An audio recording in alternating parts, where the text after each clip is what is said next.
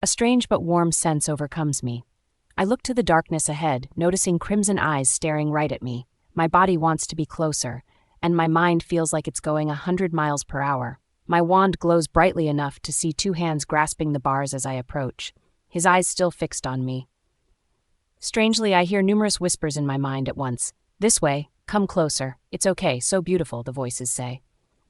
Without realizing it, my hand stretches out to touch his. He grips my wrist as our fingers connect, and I feel a slight burn on my wrist.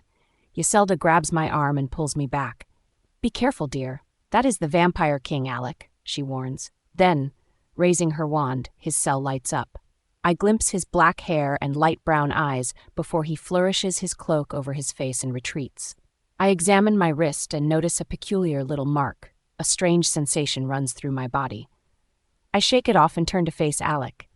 He lowers his cloak slightly enough to peer at me. He is very handsome. He looks at Yiselda. "Could you at least dim that darn light, Yiselda?" he sneers. "Dimulus," she says, and her wand dims low.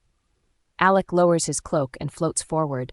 "You're so beautiful. How I would love to taste your blood," he says with a smile revealing his fangs. "Well, lucky for me, King Alec, you're imprisoned behind these bars. I also don't plan to be on your menu." "Sorry, you won't get to take a bite," I grin. He gives me a curious look for a few moments. "I don't intend to stay in here indefinitely, Luna," his demeanor softening. "How did you figure out my name?" I ask, stroking the blemish on my wrist. It has a peculiar warmth about it. "I am Alec, Vampire King. I can figure out a lot by being in your presence, and I may have overheard one of the other witches call you that," he admits. I try not to laugh at his honesty. He smiles sweetly at me and looks over my shoulder. "Yiselda, we have a new guest. How about you let me out so I can give Luna here a proper warm welcome," he says sincerely. Yiselda laughs. "Yeah, right. I'm going to let you out so you can flee and wreak havoc across the world until everyone bows to you and declares you ruler of the world," she scoffs. "Why not? It sounds like lots of fun to me," he says. "Except it's not pleasant for everyone who dies as a result," she says. "Those nasty humans deserve to die for what they did to me all those years ago," King Alec says, his face full of rage. "My Juniper, my darling, sweet Juniper," he murmurs as he withdraws into the shadows. As I hear him sob, I frown and feel sorry for him. I have no idea who Juniper is or what happened to her, but I can sense what he's going through. My heart hurts and feels as if it were a shattered glass that can't be repaired. My inner self seems gloomy and empty all of a sudden. I place my hand on my chest. "Luna, are you all right?" Yiselda asks. I nod my head. "I'm fine, just a little overwhelmed with Pandora's box and its contents," I joke. "Well, now that the formalities are over and done with and the tour is complete, we shall return downstairs," Yiselda says, turning away. I go to follow her. "Wait!" Reaching out between the bars, King Alec touches my arm with his fingers. He can't grasp me because I'm too far away. From where his fingers brushed against me, I feel a warm sense of sparks. I examine my arm, and it feels as if Magnus himself has touched me. When I look up, I notice King Alec's grin. "Until we meet again, just don't make me wait too long, my queen," he whispers, so only I hear. I take a few steps backwards with a worried expression on my face. Fern grabs my hand and drags me behind her as she skips toward the exit.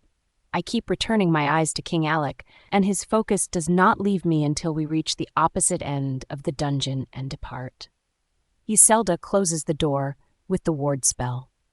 As we travel down the stairwell of books, we return to the kitchen by entering the little corridor and walking through the other door, which happens to be the large mirror. Yiselda, using her magic, pours us another cup of tea as they converse and laugh. But I'm not sure what it's about, since I can't stop thinking about King Alec. I shake my head and think about Magnus instead. I want to be in his arms, and I need to get rid of these strange feelings. "It's been wonderful seeing you, Yiselda, but it's time for us to return to Shadowcrest. Will you be accompanying us when the Wolf Council returns tomorrow?" I ask.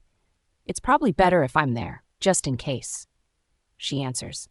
I follow Fern, Rhea, Ela, and Lilac past the chicken, cats, frogs, floating objects, and the broom sweeping the entrance again and out the door. There is a permanently drawn circle with a star and stones inside. We all step in one by one. I think of home and Magnus as I step in.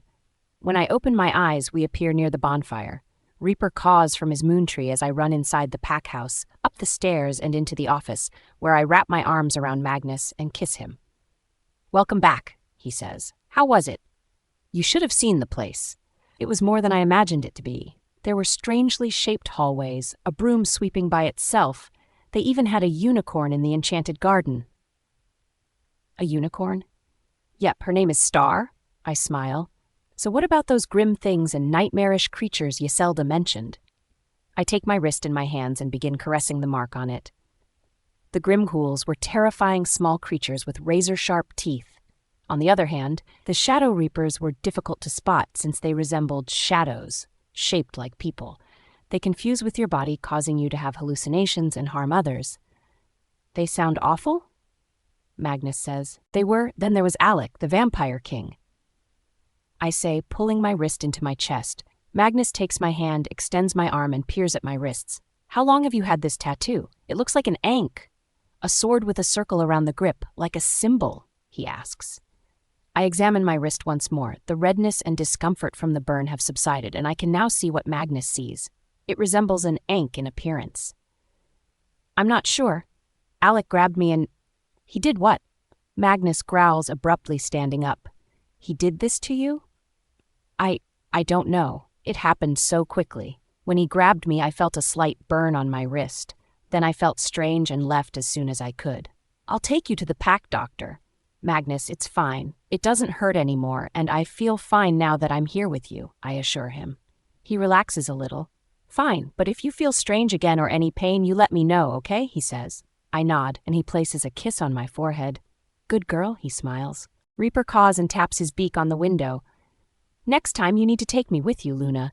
You can't just leave your familiar behind. It's dangerous." Reaper mind links. "The other witches didn't take their familiars with them, so I don't see what the big deal is." "It's a big deal. Now let me inside. Please." I open the window, and he flies onto my shoulder. He calms the moment he lands on my shoulder. His beak is pressed against my nose as I turn my face, and his eyes stare into mine. "Reaper, what the heck?" I say. "There is something different about you. Did something happen at Pandora's box?" "No, Reaper, nothing happened," I frown. "I thought I sensed something odd whilst you were in Pandora's box. I was worried something had happened to you." "Reaper, nothing happened. Let's take a walk outside." Ayla's toad leaps down the front steps as I open the front door. I need some fresh air. The witches are conversing beneath Reaper's moon tree. Rhea's snake is dangling from a branch above them. I take a deep breath and take in the tranquil surroundings. My wrist tingles, but I ignore it on purpose. I'm heading to the lake for a swim. "Would you all like to come along with me?" I ask. "Next time, Luna," Rhea says with a smile. "All right," I remark as I walk towards the lake. I remove my clothes and dive into the lake. Reaper perches on a nearby tree. Closing my eyes, I float on my back. Flashbacks of King Von grabbing hold of my wrist, the subtle burn on my wrist imprinted into an ankh. His crimson eyes changed into a light brown, his gaze the way he looked at me. I should have been afraid to be in his presence, but I wasn't. If anything, I don't think I wanted to leave, but why do I feel comfortable around him? I finished my swim, dried off, and returned to the pack house. Reaper flew high in the air and followed me. The witches are no longer under the moon tree, but the pack house emits various scents. Fern's cat purrs as he brushes against my leg. I walk into the home and head downstairs to the basement, following the different aromas. Herbs are hung on the walls and jars are stacked on the shelves. I'm not sure what's in them, but I have a feeling I don't want to find out.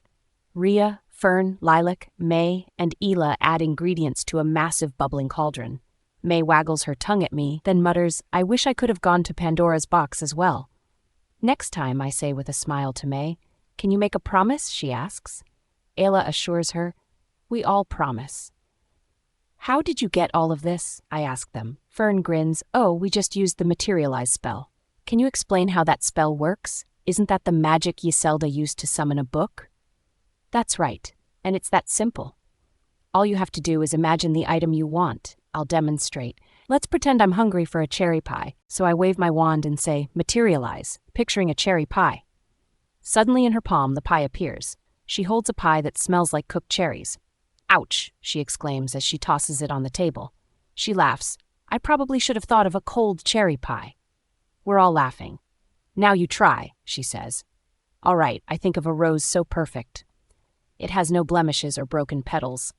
Materialize, I say, and open my eyes to see I'm holding the rose I envisioned. Ooh, pretty, Lilac says. So what exactly are you guys doing here? We're conjuring up potions, Rhea beams. Can I help? I ask excitedly. Reaper caws. I think Reaper wants to help too. Sure, Ella says. What potion are you currently making? Ella walks me over to a table and points to an open book. Hey, that's my book. Magnus, let me keep it from the library. I frown. Oh, sorry. We saw it on the shelf in the living room and thought no one would mind if we borrowed it. I suppose it's okay, Ella. Just be gentle with it. Yay, she squeals and hugs me. I look to the open page and read it out. Elixir of healing, over bubbling water, add 5 drops of mermaid tears, unicorn hair, the bark of the willow, thyme. Incantation. With these wounds that thee feel, remove the pain and make thee heal. If unwell, don't let it dwell. Use this spell to make thee well. We just need to add the thyme, Luna. Could you please bring a sprig to the cauldron? Ela asks. Sure, I say as I walk over to the wall where the various herbal sprigs are tied up in bundles. The smells are pleasant, and I can't help but smile. Then, taking a sprig of thyme, I pass it to Reaper, who flies over the cauldron and drops it into the bubbling water. Fern starts stirring it with a wooden ladle. Let's recite the chant together, says Ferns. With these wounds that thee feel, remove the pain and make thee heal. If unwell, don't let it dwell. Use this spell to make thee well. We all say. The cauldron releases a plume of green smoke. Fern grins as she says, It's done, now to bottle it. May and I assist in filling the vials with the healing potion and cork-sealing the vials. Ella then prepares the labels, Rhea writes on them, and Lilac and I stick them on the vials and carefully position them on a shelf. Perhaps we might concoct an elixir of love, fertility, or strength tomorrow, Ela says. I was thinking the elixir of resistance, Fern replies. With your snoring, Fern, I thought maybe the elixir of sleep, Lilac says. We all laugh as poor Fern frowns. I'm wrapped in Magnus's arms when I wake up. Please tell me today isn't today, he murmurs. All right, Magnus, today isn't today, I grin. It's really today, isn't it? The day the Wolf Council's 3 boofhead alphas return to tell us whether they support or oppose the witches staying here and what they plan to do if they oppose it. Yeah, that day. Look, I'm sure they've come to their senses and realized that allowing witches into our pack is a wonderful thing now that they've had some time to think about it. I guess I'll spend the day with your father to see if our warriors are prepared as a precautionary measure, he says. Sure, I'll spend the day in the basement with the other witches until the Wolf Council arrives. Immediately after breakfast, the witches head downstairs. Can I come to watch you all make potions? Josie asks. Sure, I smile. May and Josie walk with me down to the basement. So, have we figured out what potion we are making today? I smile. Everyone shakes their heads.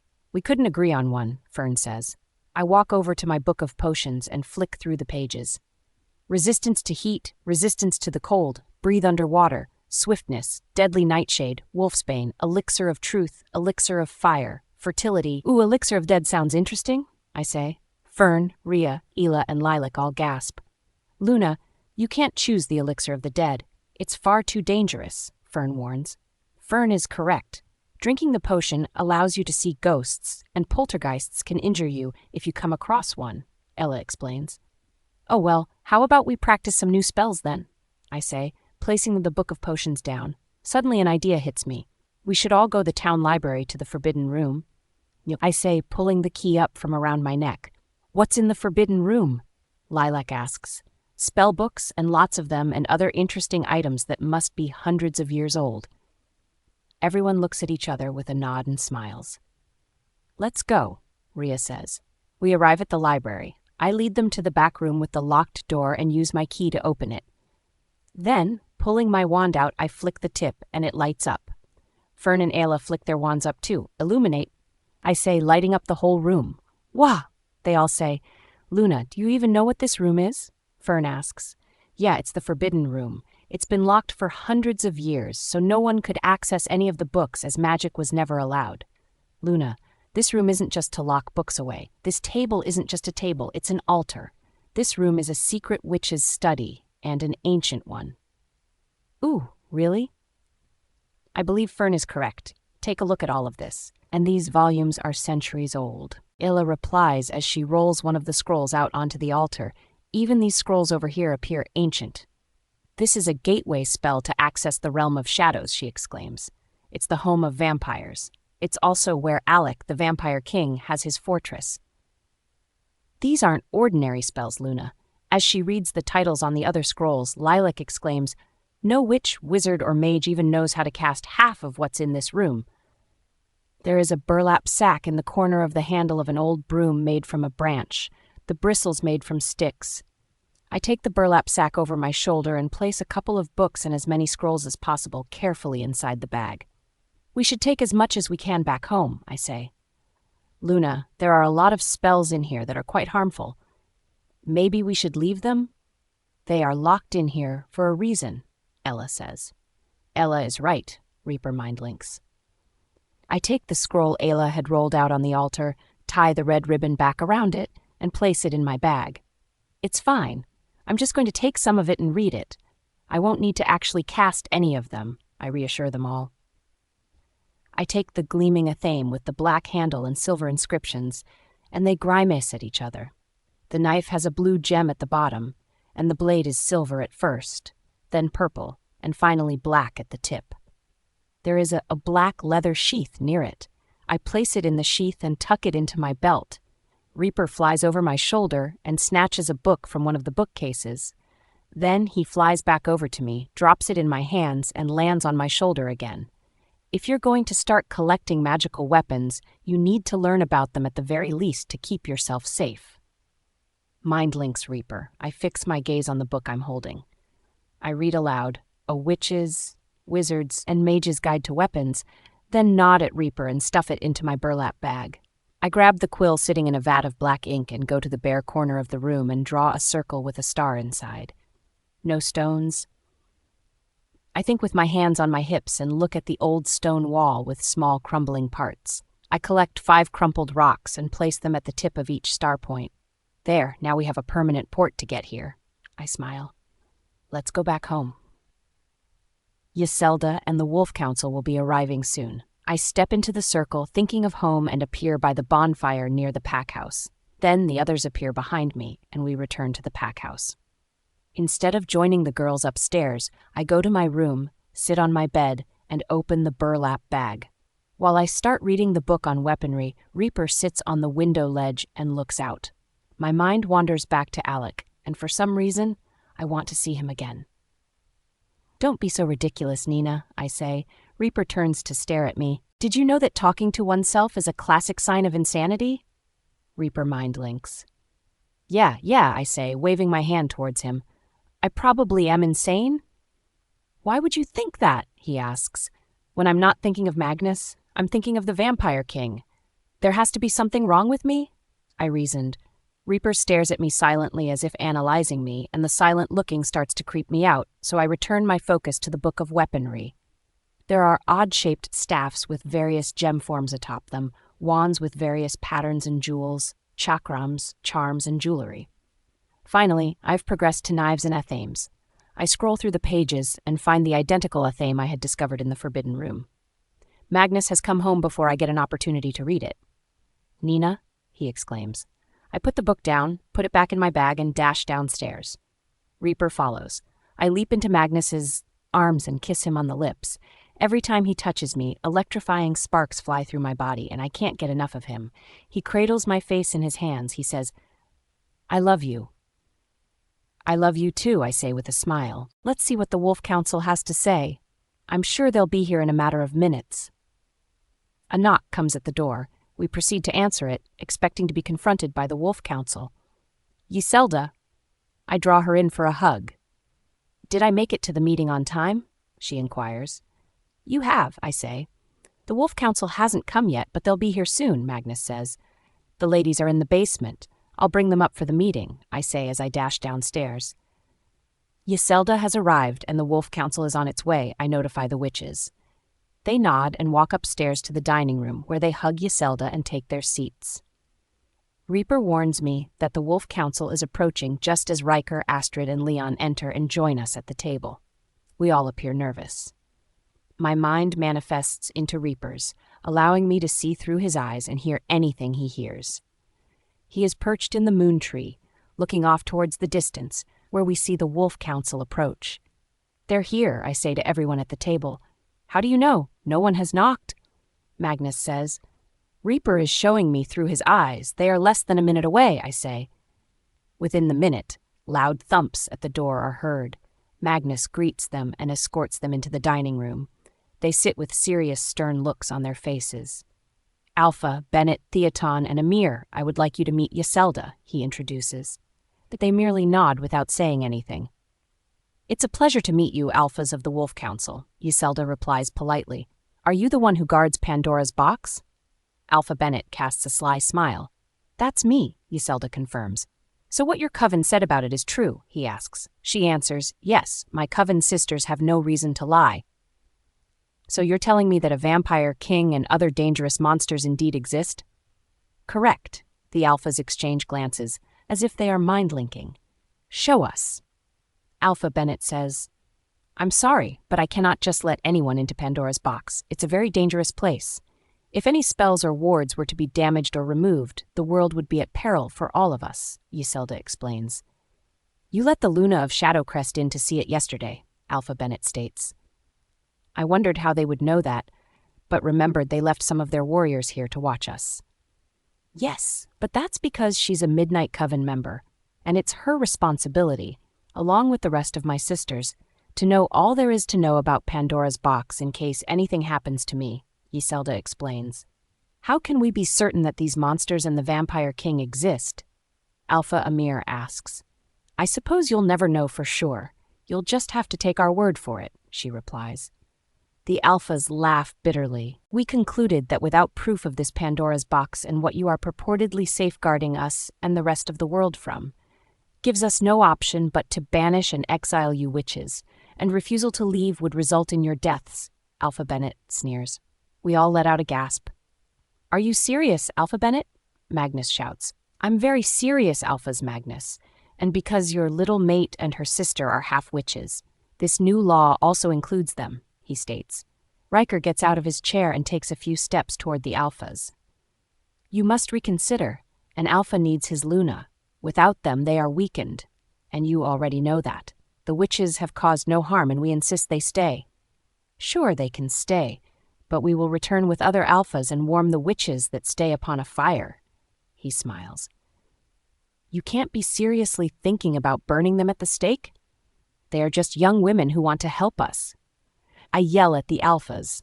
Alpha Bennett glares at me. "Mark my word, Luna, if you do not leave, we will make sure you are the first we burn at the stake," he warns.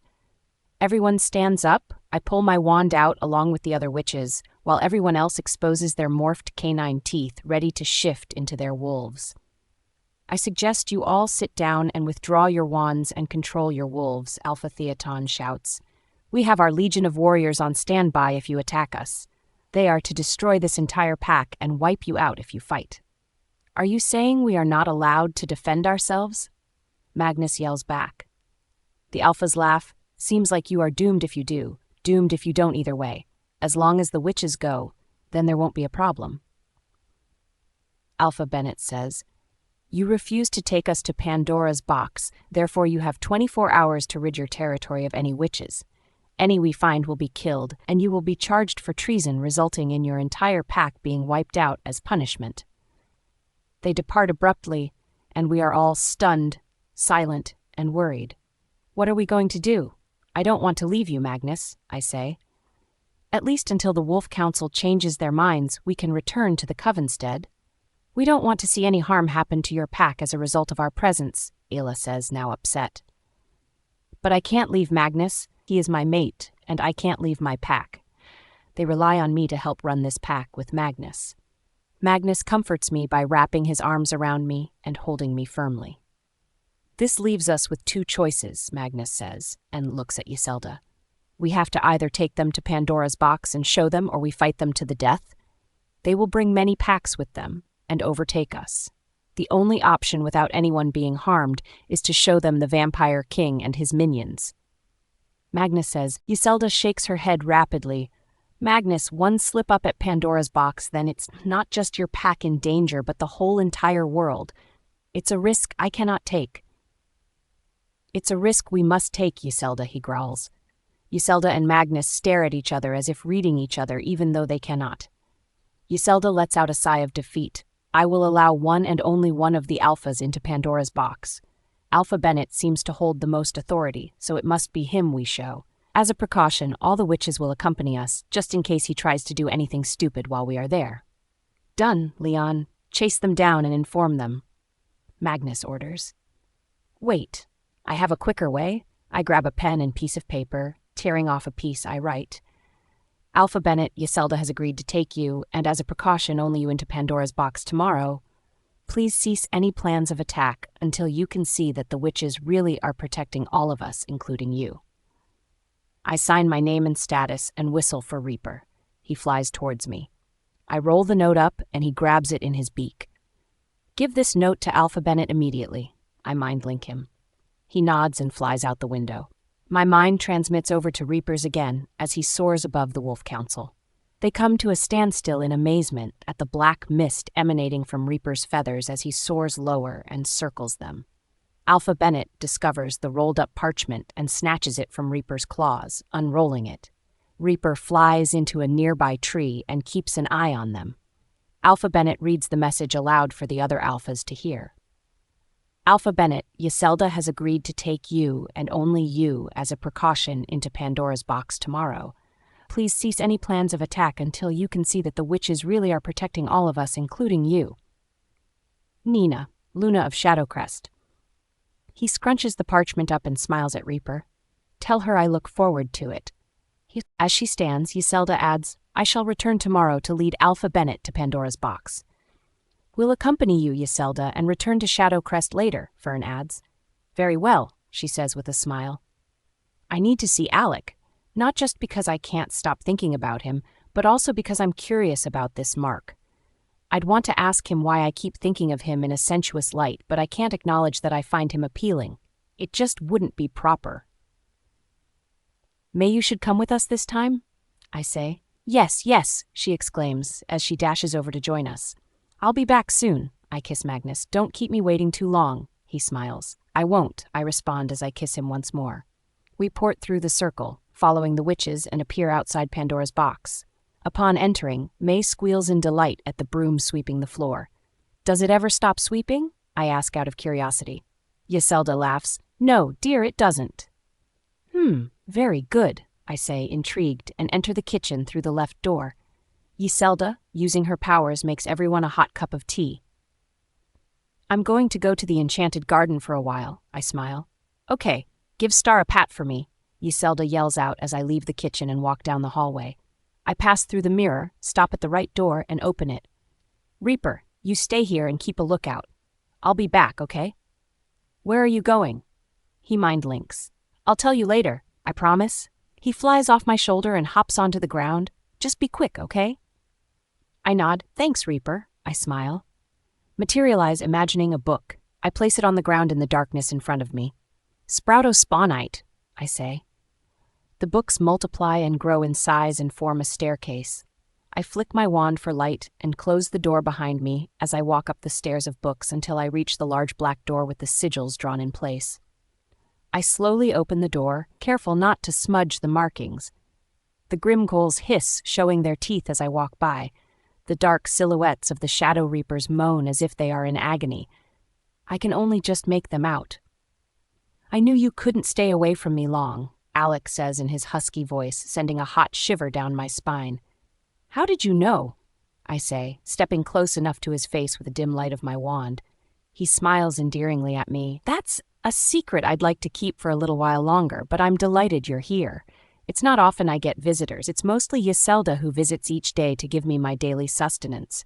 Sometimes, but rarely, one of the other witches brings it to me, but they don't even acknowledge me. Daily sustenance? You mean blood? I say, a little anxious. You're a werewolf, so it's not like you don't go hunting and slaughtering rabbits and other rodents for sustenance in wolf form. That's very true, I smirk. A few moments pass, and I realize we have been gazing at each other silently. I blink and shake my head. The mark on my wrist warms up, spreading warm sparks through me. I'm now as close as I can be to the bars and hold my wrist out towards Alec. You have done something to me. Please tell me what this mark is and what these strange feelings are. You have to tell me, I demand. He gently takes my arm, caresses his thumb over the mark, and leans against the bars. This isn't just a mark, my love. This is my new destiny, he says, and places a kiss upon the mark. My body instantly feels on fire, the same way Magnus makes me feel. I pull my arm back and stare at him with a worried look. I don't understand, I say. Once I am out of here, you will understand, he says. I just noticed I had subconsciously stepped close to the bars again, in reach of Alec. Our faces are inches apart. You don't seem to be afraid of me, Luna, he whispers. Should I be? I whisper back. It feels like a magnet is pulling us together, wanting us to be closer. I feel mesmerized staring into his light brown eyes. It feels like I have known him all my life. His hand cups my left cheek. Yes, you should be. Why? I ask. Alec's head leans in closer, and his lips almost touch mine until Magnus comes to mind, and I jump back. Because you want me, he says. No, I'm with Magnus. I love Magnus. I don't understand why I feel the same sensations around you that I feel with Magnus, like we are destined mates. That's because you are my destined love, just like the moon goddess Selene chose you and Magnus to be together. The vampire god Conchelsis has chosen us to be blood flames. Blood flames? I say, confused. When a werewolf finds their soulmates, their destined life partner, they are known as mates. It works the same way with vampires, except mates are called blood flames, he gently explains. Are you saying that two different gods have made me a mate not only with Magnus, but you? I say, trembling. Technically, yes, he says with a grimace. And just a note, I don't like sharing, he says, pouting like a child. You're lying? How do you know this? I'm in denial and refuse to believe any of this. You saw it, but you didn't realize it at the time. A vampire's eyes turn blood red when they glimpse their blood flame. It nearly appears like we have a fire in our eyes. We'll stay that way until our vampiric mark is placed on your wrist. It signals to other vampires that you are blood-flamed or, in other words, taken. It's also why fated partners are called blood flames, because of our flaming blood eyes when we first see you, he explains. Subconsciously, I touch the mark on my neck. It tingles. Just like a wolf marks your neck to let other wolves know you are taken, he frowns.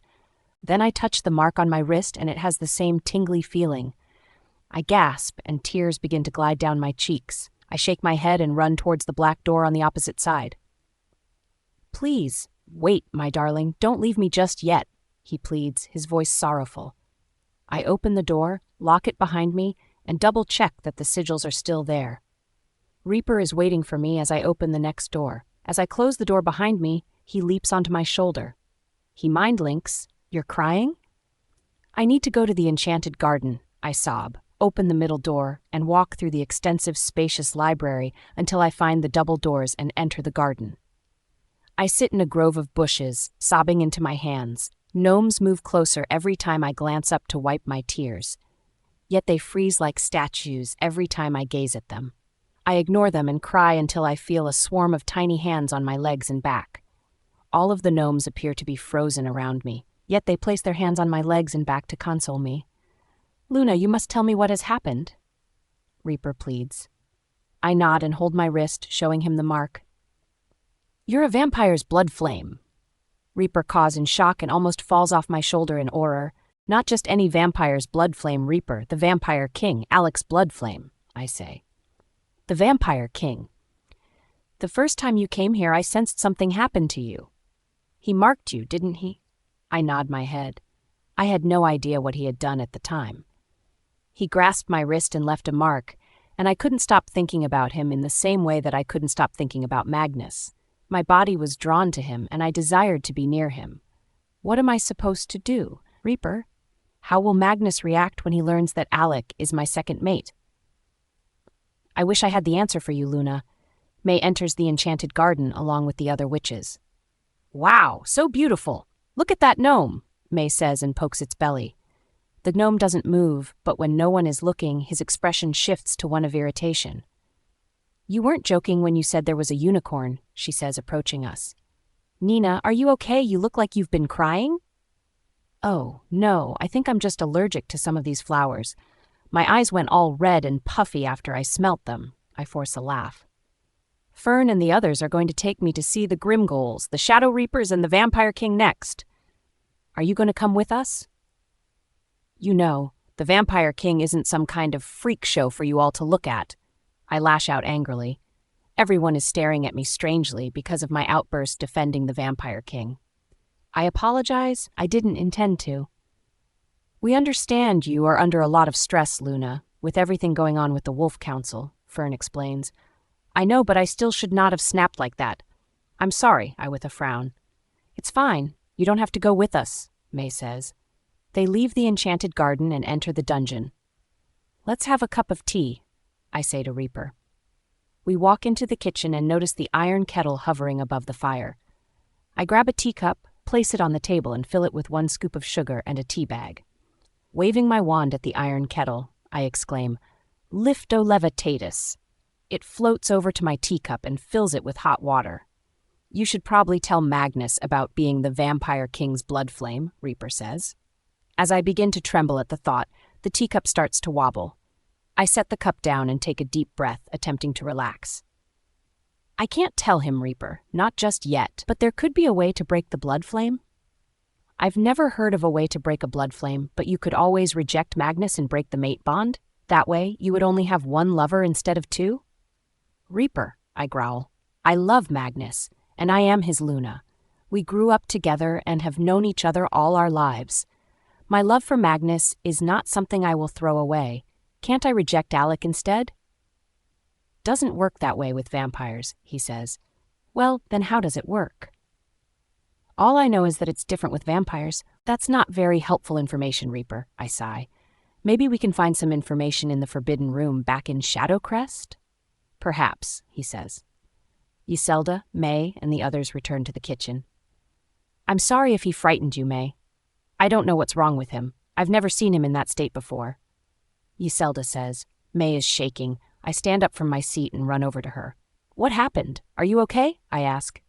I will be fine. It was a lot more terrifying than I thought it would be going into that dungeon. How so? I ask. My heart races with worry. The Vampire King was worried, pacing back and forth in his cage and pulling at his hair. He appeared to be quite anxious and was constantly muttering to himself. As we approached, he turned savage, screeching loudly through the bars as if famished of blood, setting the Grimgulls off. They tried to attack us by advancing their arms through the bars and clawing at us. I didn't have a choice except to put the Vampire King to sleep for a while. And being the Vampire King, he is stronger than most, so our sisters had to help cast the Dreamus Sleep Owl spell, as it had no effect on him, even when I had cast it onto him myself. A dreaded feeling consumes me. I'm forcing myself not to run to Alec. What if they hurt him? Was it my fault he became feral? Is he going to be okay? Has he not been getting enough sustenance feral like that? I ask, clearly worried. Yselda laughs. My dear Luna, what has gotten into you? It's the Vampire King, and you shouldn't worry yourself over him. But for what it's worth, he is not hurt. He is simply taking a nap and will hopefully return to his normal self once he awakes. He hasn't missed a meal, so I'm confused about why he turned. Vampires do not die if they haven't consumed blood in a long time. They simply lose control and become vicious, losing all control of themselves. I force my tears back. I need to go home. Thank you for the tea, Yselda, I say and dash out the front door and enter the circle. May, Fern, Rhea, Ayla, and Lilac appear behind me, but I don't wait for them. Instead, I race inside the pack house and up to my room. Nina, is that you? Magnus yells out. Yeah, it's me. I'm feeling exhausted. I'm going to go lie down for a while, I say and climb under the covers and hug my knees. The door creaks open. I know you've only been gone for a few hours, but I've missed you, he says as he crawls beneath the blankets with me. He pulls me in closer and nuzzles my neck as he snuggles up behind me. I turn to face him and caress his cheeks. I'm overcome with guilt and begin to cry. Nina, it will be okay. If you think Alpha Bennett and the Wolf Council will exile you from your own home and pack, then he has another thing coming. I'd give up my alpha status if it meant staying with you, he says, wiping my tears away with his thumb. Magnus, I could never ask you to give Shadow Crest and your status away. I sob. You wouldn't have to ask, he says. He kisses me passionately, and suddenly Alec's face flashes through my mind. I break the kiss and struggle for air. Nina, what is it? Magnus says. I'm sorry, I need to go. I'll be back later, I say, hurriedly putting my shoes back on. Skedaddle dash, I say before Magnus can respond. I appear downstairs, and Reaper flies onto my shoulder. We need to go to the forbidden room and figure this out now, I say to him, and make a hasty descent to the basement. May and the others are concocting magical potions. Come to help make some love potion? Lilac winks at me. No, sorry, not today. I have some things I need to do. I'll see you all later, I say, stepping into the circle and teleporting into the forbidden room. I flick my wand for light. Reaper lands on the altar and keeps an eye on me while I leaf through dozens of books over the next 2 hours. There has to be information somewhere, I say. Have you considered asking the Vampire King himself? Reaper suggests. Reaper, why didn't I think about that? Hey, Alec, Vampire King, it's your blood flame here. I suppose you wouldn't tell me how to break the blood flame between you and me by any chance, would you? I shake my head at Reaper. Could you imagine his reaction, Reaper? Sure, darling, let me do the honors for you and break it. I think it was quite obvious, Reaper, that he doesn't want this to stop and wants to be with me. Okay then, how about this? They fight to the death. Whoever lives wins. Reaper? I growl. I'm having trouble sleeping. I slip out of Magnus's embrace and take a seat on the balcony.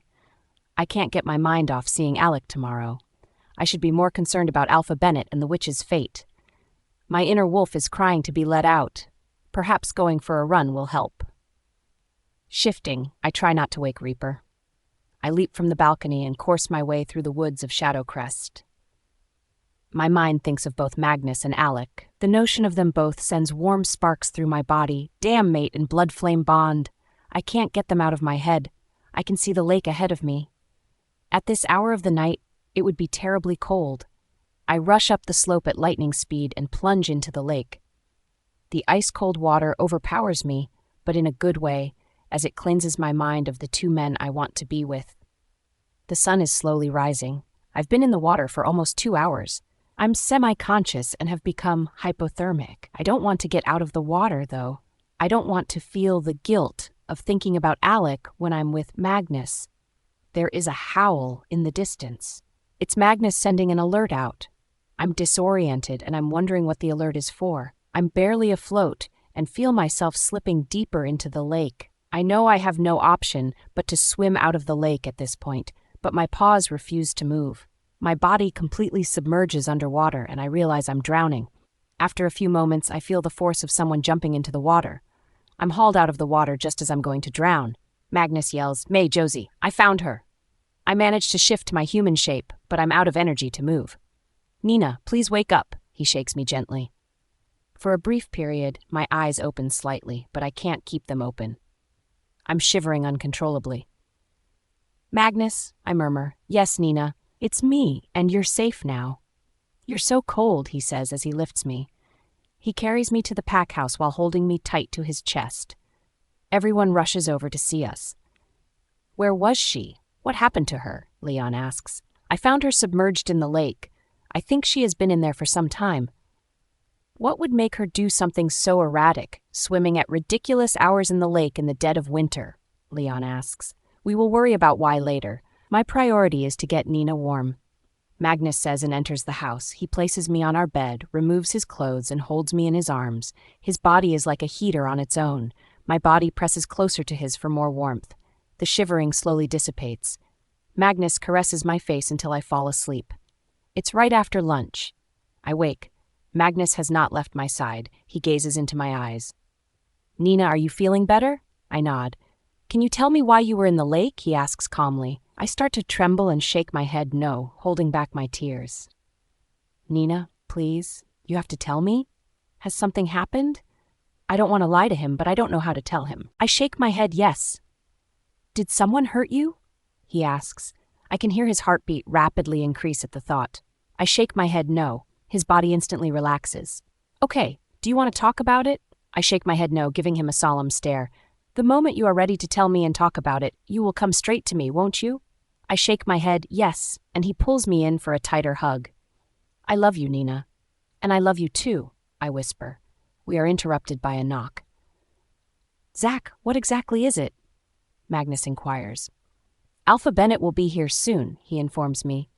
Okay, I'll be up and dressed in a moment then. Zach closes the door and returns downstairs. As Magnus dresses, I sit up and reach for my clothes. What are you doing, Nina? You need to rest. Yiselda and the others will need me at Pandora's box just in case Alpha Bennett attempts anything, I remind him. He frowns. Surely they can manage without you. As a member of the Midnight Coven, I must be there and assist. I'm just worried about you, Nina. You had hypothermia this morning and almost drowned. Stepping closer to Magnus, I wrap my arms around him. I'm sorry I scared you this morning. I didn't mean for that to happen, I explain. He kisses the top of my head. Just swear not to scare me like that again. Promise, I say quietly. We walk downstairs together. Everyone approaches me. Are you all right, Luna? Josie replies as she embraces me. I'm glad you are better now. Why were you in the lake last night? May asks. My mother and father approach me with sad expressions and embrace me. I speak out before they ask the same question as everyone else. Thank you, everyone, for all your concern. It means a lot to me. As for what happened, that's a conversation for another day. But, May says, that's final, I say as loud thuds hammer on the door. As Magnus opens the door to see the Wolf Council, a blast of black mist flies over them, frightening them. Everyone ducks down as Reaper swoops over and lands on my shoulder. You need to control that thing of yours, Alpha Bennett sneers, glaring at Reaper. This thing is a shadow raven and my familiar. His name is Reaper. I retort. Yiselda emerges behind them. Are you ready, Alpha Bennett? She asks, scaring them even more. We make an effort not to chuckle. Alpha Bennett scoffs. Alpha Amir and Alpha Theaton will stay here with the rest of us. Let's go, he says. As we exit and follow Yiselda, Magnus escorts Alpha Amir and Alpha Theaton inside.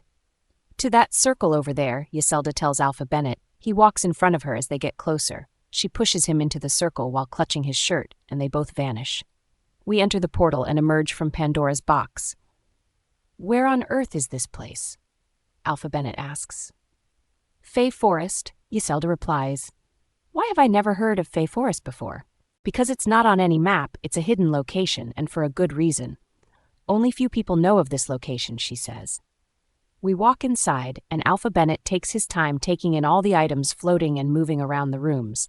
He tilts his head at the self-sweeping broom. This way, if you don't mind, Alpha Bennett, Yiselda says, hurrying him up. We walk through the hallway, enter the large mirror, and watch as Yiselda opens the door on the right. There is nothing in there? It's just darkness. Is there even a floor to stand on in there? Alpha Bennett asks. Yiselda smiles at him and turns back to the dark, empty room. Materialize, she says. A book appears in her hand. Laying it down, she casts the next spell while Alpha Bennett gives her a weird look as he tries to figure out what use the book will be. Sproutosponiate, she says.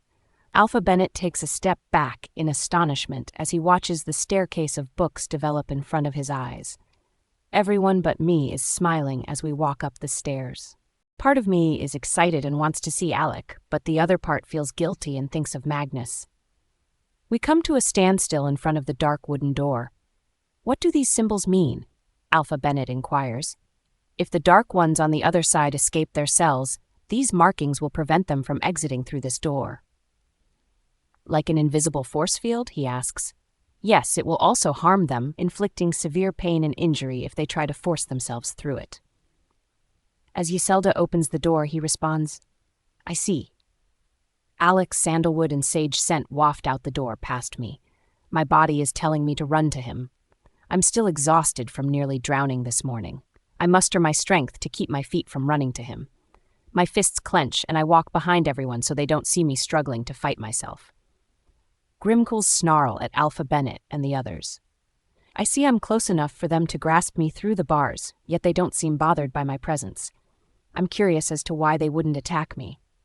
What are these vicious things? I've never seen them before, Alpha Bennett adds, taking a step back. Grimghouls, with their razor fangs and claws, they can rip someone to pieces in seconds, Yselda adds. Alpha Bennett trembles.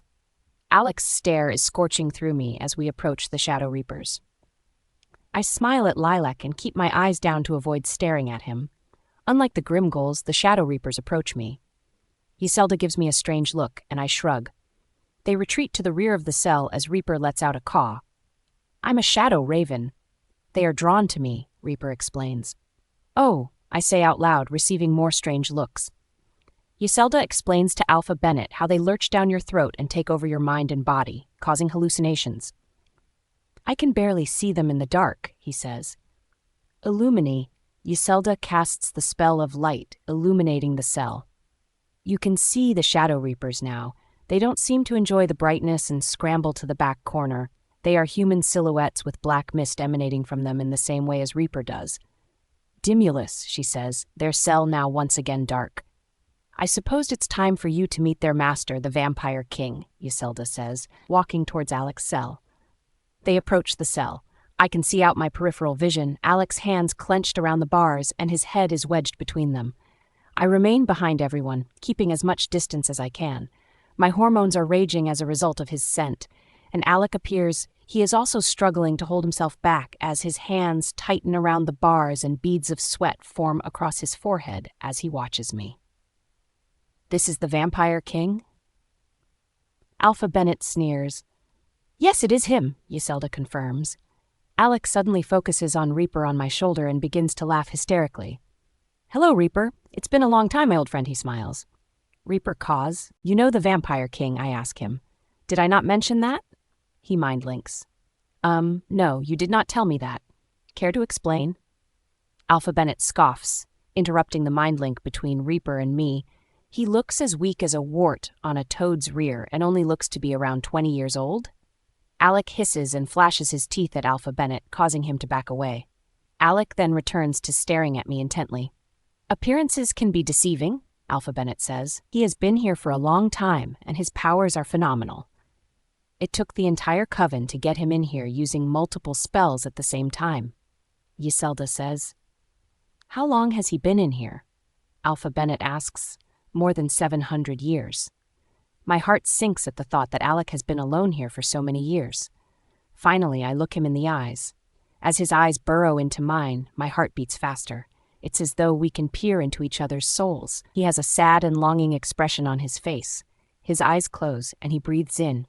I realize he is taking in my scent and is definitely feeling the same urges as me. It's evident to me he wants to hold me and touch me. I blush and look away before he opens his eyes. So, this Vampire King here had let all these dark creatures on the loose to kill everyone 700 years ago? According to the stories I've heard, he was once a magnificent king until he went mad after losing his blood flame Juniper to humans. She was a witch and was burned at the stake only a few days after Alec and Juniper met. I let out a gasp and stare solemnly at Alec. It's hurting him hearing the story. I can see it and sense it. Forth of vengeance, he summoned Shadow Reapers and Grimghouls and ordered vampires out to slay all humans. Werewolves attempted to defend humans by preventing them from invading human territory. Thousands of werewolves had perished, and the war was slipping away from them. Witches rushed in to aid, and we've been able to keep him here ever since, but with great difficulty and many more deaths. The vampires vanished and have been in hiding ever since. However, I have heard rare stories of people found dead with puncture marks on their necks. Vampires are still around. It's just that no one has ever lived after seeing them to tell the tale of their existence. After a few centuries, werewolves had forgotten the Vampire King, and he became little more than a terrifying fable, told to their pups each night. Werewolves eventually turned on us and almost wiped us all out. I've unknowingly moved closer to Alec's cell. My hand reaches towards his cheek. I have to touch him. Yselda takes my wrist, looks at me strangely, and pulls me back towards her. Her grasp on my wrist is tight. Now that you know he exists, you understand how important it is that we survive so that we may continue to keep Pandora's box sealed from the rest of the world. Why don't you just kill the king and those creatures? Alpha Bennett asks. The Vampire King cannot simply be killed. Even if we starve him, he doesn't die. Instead, he becomes erratic and loses his mind. Although they don't like sunlight, it also does not kill them. What about a stake to the heart? Alpha Bennett suggests. Well, if you want to go in the cell and risk your life trying to stake his heart, be my guest. But even then, we don't even know if that will work. Yiselda says, you'd probably be dead before you could blink, since he has incredible strength and speed and would drain your blood in minutes. What about all those creatures, then? They weren't always Grimcoals and Shadow Reapers. The Grimcoals are the pixies of Silverfay Forest, where they and familiars reside. They are the only ones left to exist, and Shadow Reapers are souls from the dead that need to be returned to their resting place. For many years, I've been researching spells in the hopes of reverting the pixies to their original forms and returning them to Silverfay Forest, as well as returning the souls of the Shadow Reapers to their resting places. Hence, why witches before me chose to seal them all in this dungeon in hopes of restoring them back and keeping the Vampire King under control. But now, if you are satisfied, we shall return to Shadowcrest. Alpha Bennett's face contorts in thought as he stares at Alec, who won't take his gaze away from me. Alpha Bennett looks between us, perplexed as to why he is so interested in me. All right then, let's go back to Shadowcrest, he replies. Yield comes to a halt as we approach the circle to port back to Shadowcrest. Fern, Ela, Rhea, Lilac, I would appreciate it if you could return to Shadowcrest with Alpha Bennett while I stay behind with Luna here, she says. Sure, Yiselda, they smile. Fern grabs Alpha Bennett by the back of his shirt and shoves him through the portal. I turn and giggle, looking at Yiselda, who is irritated and has her hands on her hips. My laughter has stopped. Uh-oh, Reaper mind-links. Is everything okay? I ask. What possessed you to approach the Vampire King in such a manner? You seemed like you were about to touch him. Do you realize he has the ability to kill all of us, Luna? Even you? She claims. I'm sorry, I didn't intend to do that. I couldn't help myself. You couldn't help yourself, she scoffs. I glance to the ground with guilt and clutch my wrist, feeling the tingles. Perhaps if I show Yiselda, she'll be able to assist me in figuring out how to sever the bond? I'm immediately dizzy. I haven't recovered all of my strength after nearly drowning this morning. I stagger and grasp my head. Luna? Replies Yiselda, steadying me. I concentrate and shake the dizziness away. I have something I need to show you, I say, revealing my wrist to Yiselda and showing her the mark. She gives out the loudest shriek I've ever heard before falling back. She stands up, takes my arm, and pulls my wrist close to her face. It cannot be. Alec has marked you. You are the Vampire King's blood flame. Staring at my wrist in disbelief, she finally looks at me. You have two mates, she exclaims. Taking my arm back, I walk away a few steps and solemnly stare up at the sky. Yiselda, I don't know what to do. It will destroy Magnus if he finds out I have a second mate, but I can't help these feelings towards Alec. I want to be with him too. I explain. She grabs my arm and yanks me back into the house. Where are we going? I ask. You must sever your bond with Alec for your own good and protection. We need to ask Alec how to do that, she adds as she pulls me up the staircase of books. Skedaddle dash, she says, making us blink from the dungeon's entrance and reappear on the other side outside Alec's cell. Alec immediately emerges from the shadows of his cell and reaches his hand out for mine. Luna, he says. I instinctively reach my hand out to take his, but Yiselda pulls me back. Alec, she growls. Nina is Luna of Shadowcrest and fated mates with Magnus. You have to break the bond with Nina. No, he says firmly without hesitation. Alec, how do you suppose you will have a relationship with her behind these bars? If Magnus finds out, he won't allow her here again, and you know what will happen to Nina if she isn't near you frequently. For her sake, break the bond. Alec lunges at the bars, scaring Yiselda back. I said no, he yells. What will happen to me if we stay apart? I ask. Alec looks away with guilt. Like the mate bond, the blood flame draws you to your other half. You will begin to burn if you resist it or remain too far away from your blood flame for too long. It starts as a fever, but it steadily worsens until you eventually burn to death. I gasp and cover my mouth. Magnus would never cope without me. It would kill him, I say. And it will kill me too if anything ever happened to you, Alec says. Alec and I stare solemnly at each other. If you don't break the bond, you know she will die, Alec? No, she won't. Magnus will have to let us be together in order for her to live. Do you think he is willing to let her die if he loves her that much? Alec retorts. Do you think Magnus is going to share his mate? Yselda argues. Our mate, he corrects her. I fall to my knees and cradle myself. Yselda kneels beside me and rubs my back as I start to cry. If Alec doesn't break the mate bond, you will have to tell Magnus, Yselda says sympathetically. Wiping my tears, I stand up to see Alec has retreated to the shadows of his cell. Approaching his cell, I grip the bars. Alec, please, breaking the bond is the only way for us to live and cease these feelings we both have for one another. Alec's hands reach through the bars with an instant flash, cupping my face, his lips crashing onto mine. A euphoric feeling flows through my body and my inner soul melts from his kiss. I've always felt happy with Magnus, and I know I'm in love with him, but something was always missing in my heart. And now, kissing the Vampire King, I realize that the missing piece of my soul was my second mate, Alec. I'm overcome by the overpowering sensation of being whole with Alec and Magnus. We break the kiss for breath, and I take a step back, swaying and collapsing.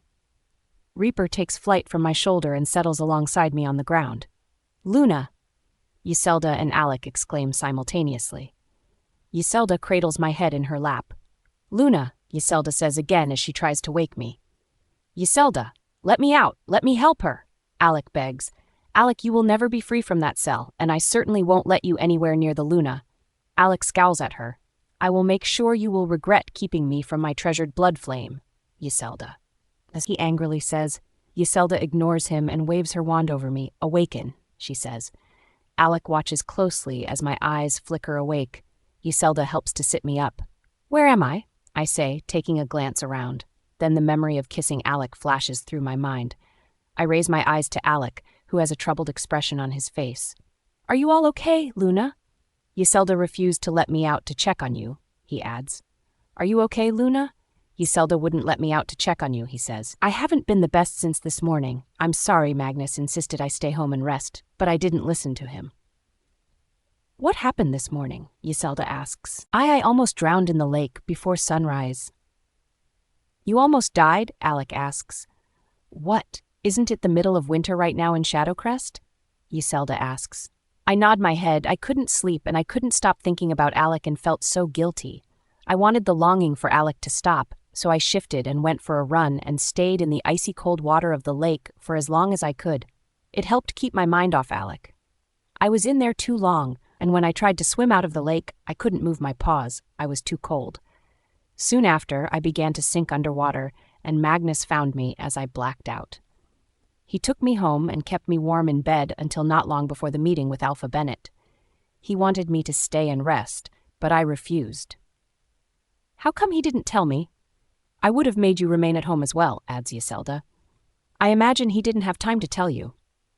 Yselda looks at Alec. This is more reason for you to break the bond, Alec. Her life has already been put at risk once, and putting it off will only further risk her life. End it now, or I'll be sure to punish you, she warns. Alec glares at Yselda. No, he repeats.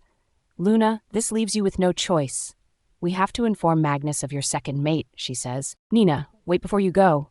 You will come back to see me tomorrow? Alec pleads. I approach the bars and grasp his hand in mine. I'll come back as soon as possible. Yselda, Reaper and I leave Pandora's box and port to Shadowcrest. The Wolf Council are still talking to Magnus in the dining room. I take my seat next to Magnus. He takes my hand, kisses it, and resumes his focus on Alpha Bennett. Yselda, I informed Alpha Amir and Alpha Theaton about what I witnessed in Pandora's box, confirming its contents. So, for the time being, we've agreed that witches can live in Shadowcrest. For the time being? Yselda is confused. Yes, for now, he answers as he stands up. We'll say our goodbyes and stay in touch, he says as he walks towards the pack house's entrance. Alpha Amir and Alpha Theaton are right behind him as he walks out the door. Ela, Fern, Rhea, and Lilac rejoice and hug each other as they learn they will be able to stay in Shadowcrest.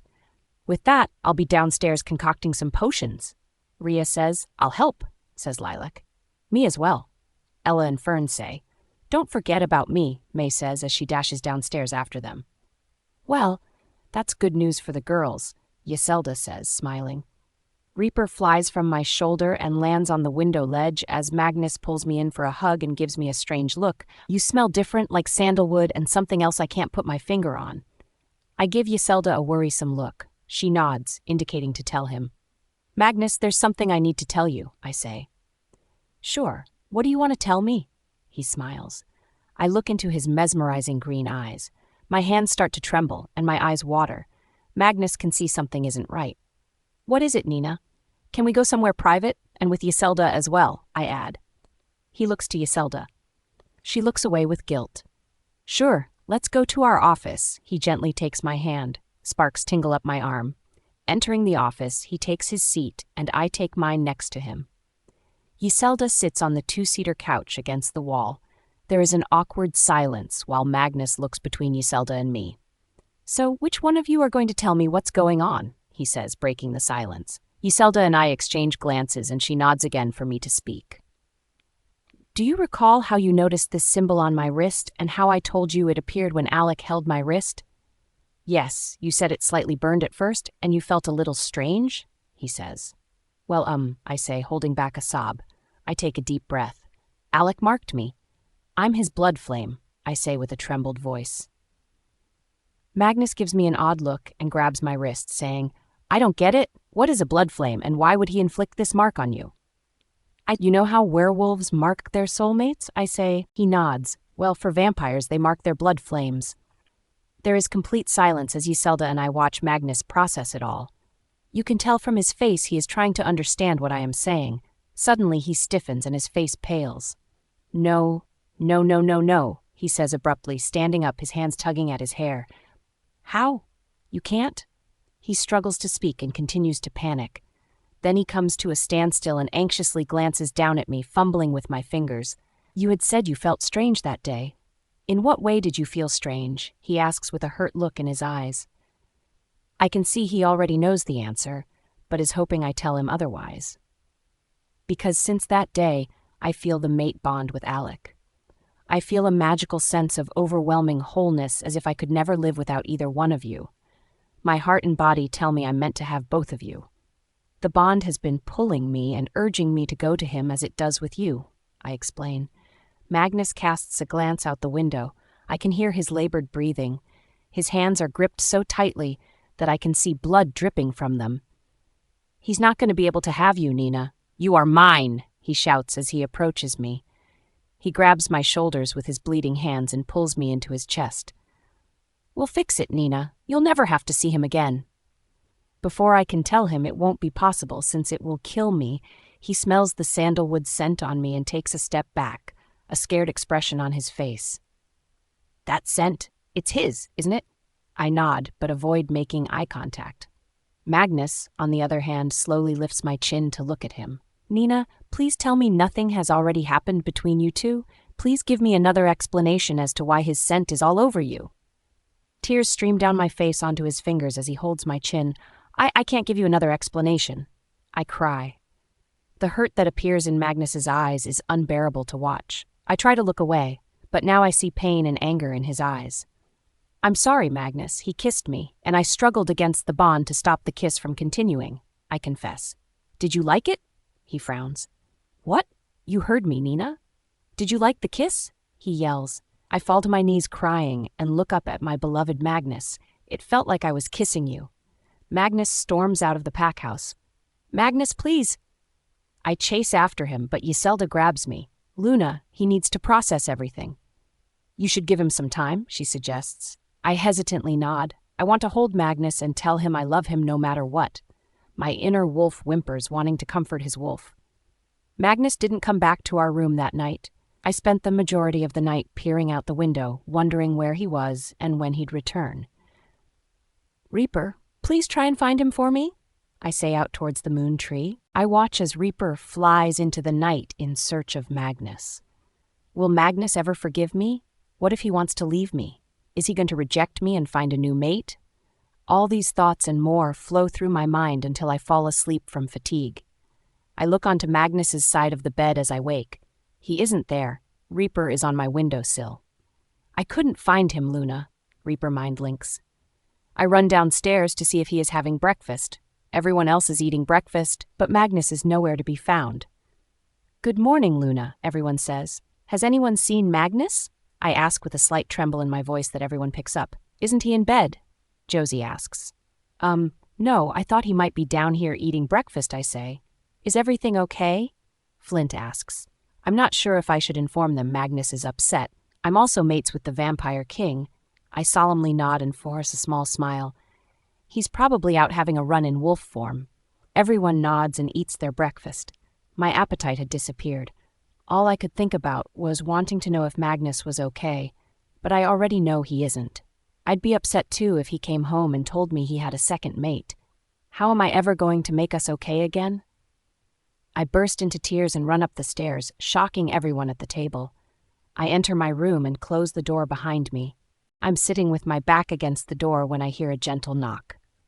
"Luna, it's May, Josie and the witches here. We have come to see if you are all right. It's not like you to burst into tears and run away like that. Magnus is the one you should all be worried about," I sob. "Why is that, Luna? Has something happened to him?" May asks, concerned. "I've done something terrible. He will never forgive me." "I'm sure there is nothing in this world he wouldn't forgive you for." May reassures me. "Does that include cheating on him?"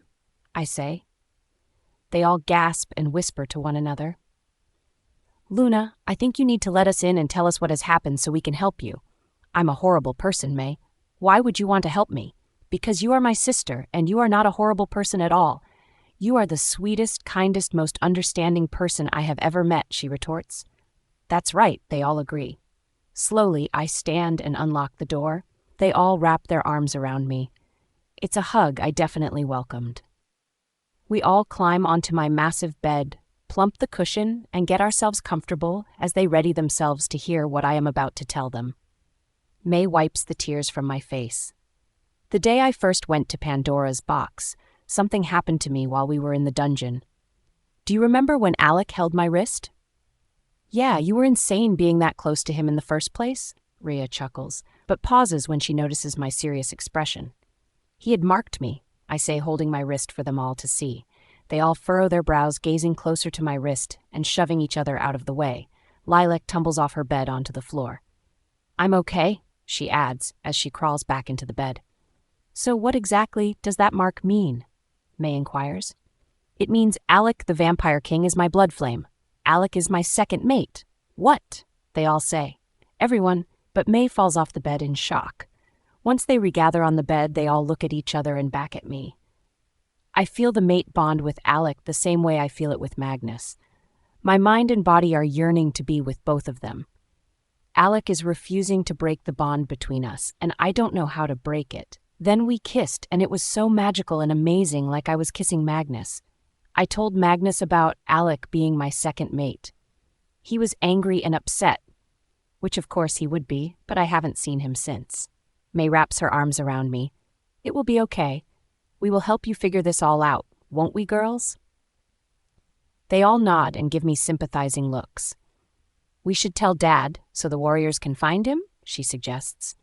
"What will Mum and Dad think of me having two mates, May? They will be so ashamed of me." "No, they won't be. None of this is your fault. There is a reason you have been given two mates, Nina. The gods and goddesses have willed it," she says, trying to make me feel less guilty. "I can't believe the Vampire King is your mate," Lilac says. "I get he is handsome and all, but he is a vicious murderer, Luna. He is evil." "He has been nothing but kind and gentle towards me, Lilac. And even so, he has spent hundreds of years all alone in that dungeon and lost his first blood flame who was killed at the hands of humans. If someone purposely killed Magnus, I would probably do everything in my power to kill whoever was responsible too." Lilac doesn't know what to say. "I think Lilac just wants you to be very careful around Alec, that's all," Rhea says. "My main focus right now is to find Magnus and have him home with me where he belongs," I say. Everyone nods in agreement. "Then what are we all doing in here then?" "Come on, we will split up and all search for him," Fern says. Josie dashes downstairs while the rest of us skedaddle dash and appear out the front. Josie frowns with her hands on her hips. "That's not fair," Josie pouts. "Life is never fair, Josie," May says. Josie and I shift into our wolves. I'll be able to pick his scent up better this way. The witches all squeal and start patting Josie and me. Next thing you know, we are on our backs, suckered in with belly rubs until May clears her throat at the witches. "Oh, yeah, Magnus, right?" Ela says. The smoky cat hops atop Fern's shoulder and the two of them run forwards. Everyone has dispersed, going in separate ways. I sprint to the summit of the mountain. He may be staying at one of the camping lodges. I dash in and out of the woods, hoping to get a whiff of his scent, but to no avail. I search every site and shelter and find no trace of him. I sit and mope, trying to think of where he could be and think of where I would go if I was upset. Then it hits me, Shadow Crest Lake, the place where we have shared so many fond memories together. I dash down the hill through the woods until I reach the lake. I pick his scent up straight away and race towards him, sitting on the edge of the lake, eyes downcast. My wolf whimpers, and I lower myself, resting my head on his lap. He looks down at me, and I can see he hasn't slept. Bags have formed under his eyes. His hair is all scruffy, and his eyes are puffy from all the tears. I whimper again, telling him I'm sorry. He lifts me up into his chest as he holds me close. I shift back into human form and place my hand on his cheek. Sparks fly between us. He pushes his face further against my hand, taking in the blissful feeling. Although I am feeling so hurt and broken right now, I know none of this is your fault, Nina. We will work through this together. We kiss passionately and make love. Returning to the pack house, we take our time. Before we enter, I come to a halt. I want you to know that Josie, May, and the witches all know. I told them this morning, I inform him. Good, because the more of us who know, the more of us who can assist us find out how to sever the tie between you two, he continues. We enter the home to find the others discussing where they had looked and searched. You found him, Luna? Lilac beams. Thank you all for your concern. As you know, it's a lot to take in, and it took some time to absorb it all, Magnus says. Of course, Alpha, Lilac says. Magnus turns to me. Let's have some lunch, then we can go talk privately and see what resolutions we can come up with, he says. Once our lunch is finished, we enter our office and close the door behind us. Magnus sits on the two-seater couch. I sit next to him and he pulls me onto his lap. Part of me is currently yearning for Alec, while the other part of me is happy and content being this close to Magnus. I don't want you going back to Pandora's box, he says in a calm manner. But, I say, he presses his finger against my lips. Until we figure out how to sever the bond, I can't have you going there. I can't have you near him. Magnus, I think it would be better if Yiselda can join this conversation to give you more insight. It's not going to be as simple as just not going near him, and what if it takes months or even years to figure out how to break the bond? Then that's how long it will be until you return to Pandora's box. Magnus, Pandora's box is my second home now. There will be times I may have to be there to help Yiselda and the others. Then they will have to do it without you. Magnus, please, let's talk to Yiselda and see what she has to say. Yiselda isn't my mate, nor does she have any authority over me, Nina. You are not returning to Pandora's box, and that is final, he growls. I throw myself from his lap, dash to our bedroom, slam the door behind me, and take a seat on the balcony. Reaper takes flight from his moon tree and lands on the railing. I'm guessing things aren't going so well? He mind-links. No, he won't let me go back to Pandora's box until the bond between Alec and me is severed. What if it's unbreakable? Reaper inquires. Then I'll have no option but to go against Magnus's wishes and meet Alec, or I can wait it out and eventually die from being separated from Alec for too long. To avoid Magnus, I spend the following few days primarily in the basement concocting potions and practicing spells. My mind and body are constantly fighting me to rush to Magnus and be with him, but they are also fighting me to go to Pandora's box and be with Alec. From the kiss Alec and I shared, I already feel like I've betrayed Magnus. I don't want to betray him again and defy his desire to see Alec in Pandora's box. Every day it becomes worse, but I push past it and concentrate on making potions in the bubbling cauldron. Ella, Fern, Lilac, and Rhea have come down many times over the few days to help me, but I sent them away every time telling them I needed to be by myself. Another 2 days pass. Magnus has been trying to talk to me at every opportunity he can get. I'm not ready to talk about it, Magnus. I say each time. I let him still hug me and kiss me, though, because I love him, and it brings some comfort to me. Returning to the basement, my body begins to heat up, but I ignore it, thinking it's from all the steam and plumes of smoke, and continue my work. Ryker has been sitting on his perch I made him. He is the only one I have allowed to stay by my side. You should get some rest, Luna. You've been working on this for more than 5 days. You don't appear to be in good health. He mind links. I ignore him, but he continues to speak. Perhaps you could change and go for a run, and I'll fly beside you, he asks, hoping. Sweat beads collect on my face and torso. It's really hot down here, I complain. How about we walk outside for some fresh air? I cave and nod. I manage to mutter skedad before slumping to the floor. I've suddenly become exceedingly weak and unable to cast a spell. Luna, I'll get help. Reapers says. No, don't do that. All I want are Magnus and Alec, I whimper. I can get Magnus for you, he adds as he rushes up the stairs, leaving little time for me to say no. Ryker caws furiously as feet stampede below. Magnus gets down on his knees at my side and places his hand on my arm. How come she's so hot? Is she sick? Magnus asks Ryker, then realizes he and Ryker cannot mind link. Magnus picks me up and carries me up the stairs while yelling for help. May and Lilac come running over to us. Magnus, what's the matter with Luna? Lilac asks. I'm not sure. Ryker came up to me wildly cawing. I followed him down the basement and discovered her on the floor. She is unbearably hot to the touch. I'm struggling to hold her any longer. She is burning my skin, he says.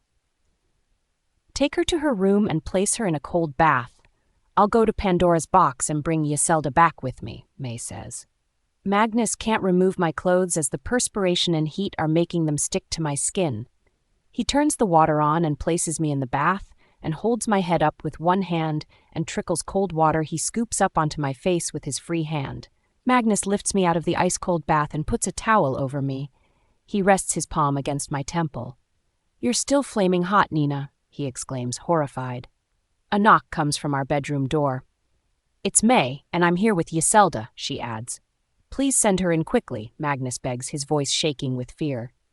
Yiselda enters the restroom and stares down at Magnus, who is soaking wet on the floor with me on his lap. She speaks with a heavy sigh. It's begun, she worries. What has started? Magnus asks. Did Luna not warn you that the blood flame will continue to pull her and urge her to Alec, and that if she resists it for too long or fights it, there will be implications? I knew she'd be battling their bond, but she never mentioned any negative effects. When you resist it or stay away from your blood flame for too long, you physically start to burn. It begins as a fever, then your body continues to heat up and you die. She's going to die, Magnus snarls. He groans as he places me on the tiled floor. He glances down at his scorched hands from holding me. What should we do? How can I help her? He pleads. The only way to prevent her death is to bring them together, says Yiselda. What? There has to be another way, he says. The only other option is to break the bond, but we don't know how to, and it appears that we don't have much time left. If you wish to save Luna, you must bring her to Pandora's box right now, she warns. Magnus growls and battles his inner demons. He doesn't want me near Alec, but he also doesn't want me to die. With no choice, he grabs a blanket and lifts me up with it to avoid his hands being burnt from skin contact. Yiselda dashes out the front door. Ryker and Magnus rush after her. Yiselda grabs the back of Magnus's shirt and drags him into the circle as they approach. For a brief period, my eyelids flutter open and I get a glimpse of someone else walking out of the portal, but they didn't follow us inside. Instead, whoever it was darted it into nearby shrubs. I extend my arm and gestured to the shrubs, hoping to draw the attention of whatever is lurking there. But, with no time to spend, Magnus ignores his surroundings and my arm's motion and rushes into the door. He is captivated by the enormous mirror Yiselda stepped through. But he does not have time to linger and enjoy it before leaping through. Yiselda opens the door on the right and says, "Materialize," and a book emerges. "Sproutosponiate," she adds, dropping the book at her feet. Magnus steps back as the book grows into a staircase. Ryker flies ahead and hovers by the dark wooden door. I must warn you, Magnus. Alec is in a worse state. You mustn't be afraid to hand her over to him. Bloodmates will never hurt their blood flames, no matter what. What do you mean he is in a worse state? I have been trying to persuade him to sever the bond, or at least tell me how to do it. Because he refuses, I've been depriving him of his daily sustenance of blood, which leads vampires to become unstable and somewhat wild, she says, and opens a large black door with strange marks and drawings on it. I don't think I like the sound of any of this, Yselda, he says, following her through the dungeon. He sees the Grimcoals as he walks past. They are more vicious-looking than I ever imagined them to be, he says. Don't get too close to them. They will rip your hand off, if not your whole arm, given the opportunity. We can hear agonizing moans emanating from further up as we approach the Shadow Reapers, who are spell-sealed in their area of the dungeon. Alec, I murmur softly. Magnus stiffens, and a somber expression develops on his face as he approaches the cell where Alec is. Alec snarls and hisses. He appears to be physically and emotionally warring with himself. Yselda was correct when she defined his current situation as unstable and somewhat wild. This is supposed to be the Vampire King? Yselda, I'm not handing Nina over to that monster. Alec pauses, stares at Magnus, and snarls his fangs. Magnus's wolf teeth expand, and he growls in response. Now is not the time for a snarl-off, Yselda says to Alec and Magnus. Alec drops his eyes to Nina, laying weak in the arms of Magnus. His expression softens, and he reaches out to touch Nina, but Magnus steps aside and pulls me closer to his chest. It burns, I gasp, biting my lip and forcing it to bleed. My skin feels as though it is on fire. I open my eyes and tilt my head to see Alec looking at me longingly. His skin is red and covered with blisters, and I can see blisters forming on my arms as well. As I weep, the pain becomes unbearable. It's okay, my darling. Magnus replies as he prepares to remove the blanket he's using to hold me. Alec, you must stand aside so we can place her in the cell with you, Yselda commands. Alec moves to the rear of the cell where he can't be seen. There is a spell in place at the entrance of his cell. Do you see the line of salt here? She asks Magnus. Magnus nods. Do not break the line. Place Nina over it and then step back immediately. Yselda unlocks the door. It creaks as she pulls it open. Magnus hesitantly stands at the entrance. His hands tremble as he is about to give me to the person he loathes, the very one he doesn't want me near, my second mate. Removing the blanket, he ignores the burn that heats his flesh and gently lays me on the other side of the line. A tear falls from his eye and lands on my cheek. My hand touches his cheek. I love you, Magnus, I say. I love you too, Nina, he says and steps back. Yselda closes the cell door and locks it just as Alec swoops in like a flash of light and snatches Nina up, returning to the shadows of his cell swiftly. The moment Alec swooped me up, the burning pain immediately subsided and was replaced with sweet, warm tingles. Alec cradles me in the corner, his back turned to the cell bars. As he caresses my face, I can see his skin is healing. I cup my hand over Alec's and he pulls me closer to him. We gaze into each other's eyes. His aren't his normal light brown they usually are, but mostly black. I can see he is straining himself from doing something, but I'm not sure what. Our lips draw closer to one another, the blood from my lip drips down my chin, and his eyes momentarily light up.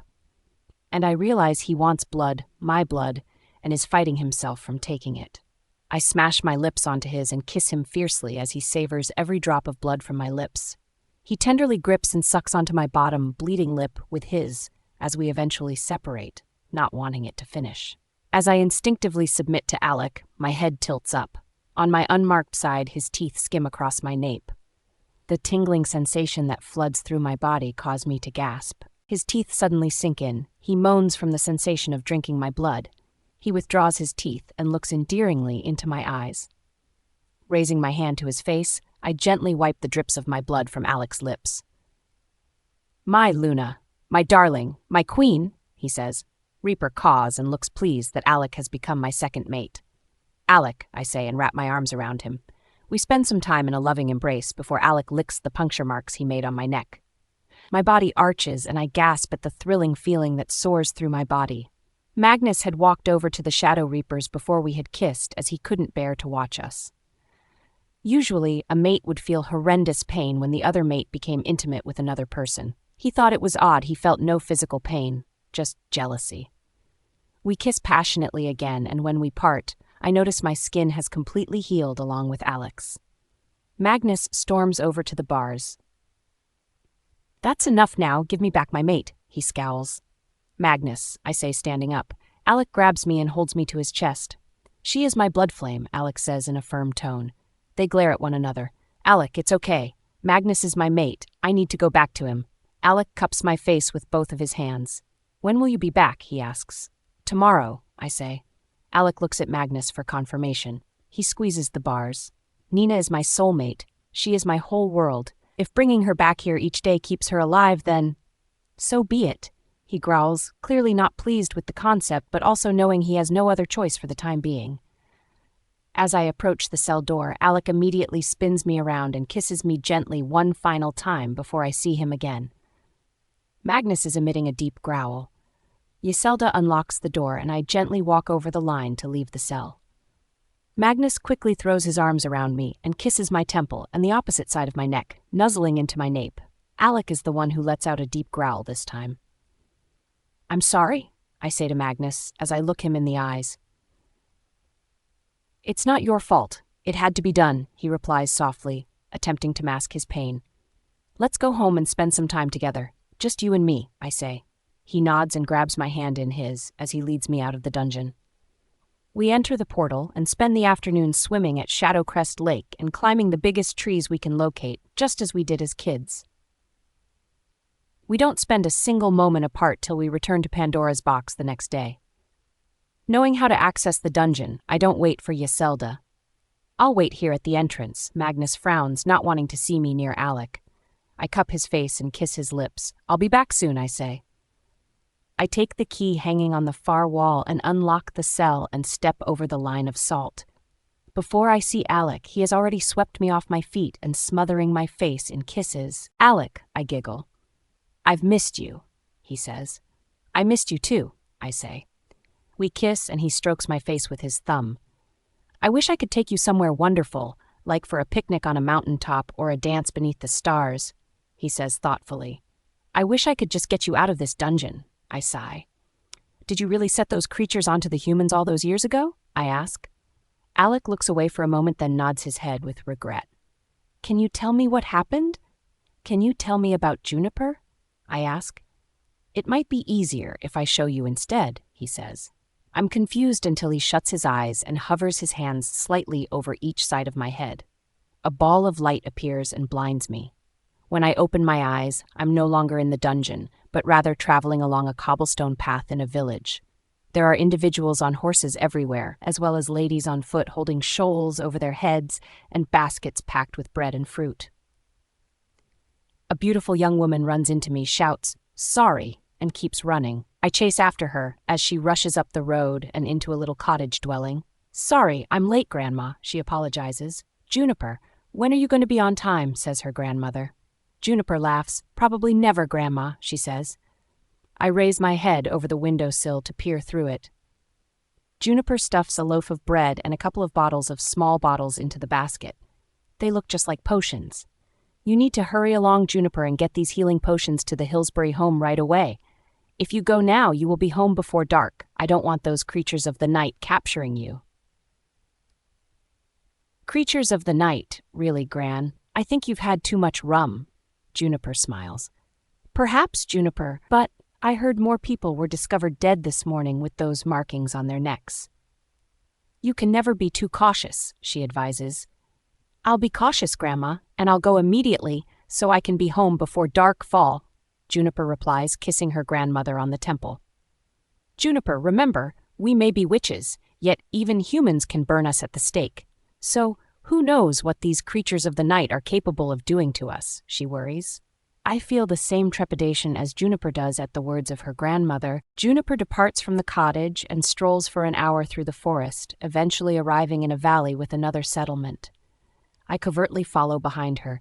She knocks on the door of a wood lodge. Juniper, a respectable gentleman, greets her and welcomes her inside the house. Another resident of the house is hacking and gasping for oxygen. "I was terrified I wouldn't receive the potion on time. Florence is on the verge of death," he claims. I pop my head up and observe Juniper and the gentleman enter a room with an elderly lady in bed via a window once more. She is quite pale, coughing, and gasping for breath. Juniper arranges the basket on the bed and takes a healing potion. She extracts the cork from the bottle and proceeds to elevate the lady's head. "Drink, Florence, it will cure you of your illness," Juniper asserts. Florence initially struggles but eventually consumes the potion. Within minutes, her cheeks have taken on color and her eyes have become bluer. She rises to her feet and crosses her arms across her chest. "I am able to breathe normally once again, and my chest feels clear," she beams. "Florence, it worked," the gentleman adds, clasping Juniper's hands in his. "I'd want to express my gratitude to you, Juniper, and to your grandmother as well," he continues. "You're very welcome, Mr. Hillsbury," Juniper smiles. Florence rises from the bed and joins her husband in walking Juniper out. "It's already becoming dark," Juniper observes as the sky darkens. "Mr. Hillsbury," his neighbor says as he limps up the path. "It's lovely to see you, George," Mr. Hillsbury says with a smile and a nod of his hat. "Florence, your wife? She is out of bed walking? The doctor said she was so sickly she would die by 'tis very night. I don't understand," George says. "I came to offer my condolences to you, but here she stands fitter than a fiddle." "It's a miracle, isn't it?" Florence says. "Juniper gave me medicine that cured me straight away," she says without thinking of the consequences of her words. Her husband attempts to gently elbow her to stop her from talking. "No medicine would do such a thing," George says, turning to glare at Juniper. Juniper trembles and takes a step back.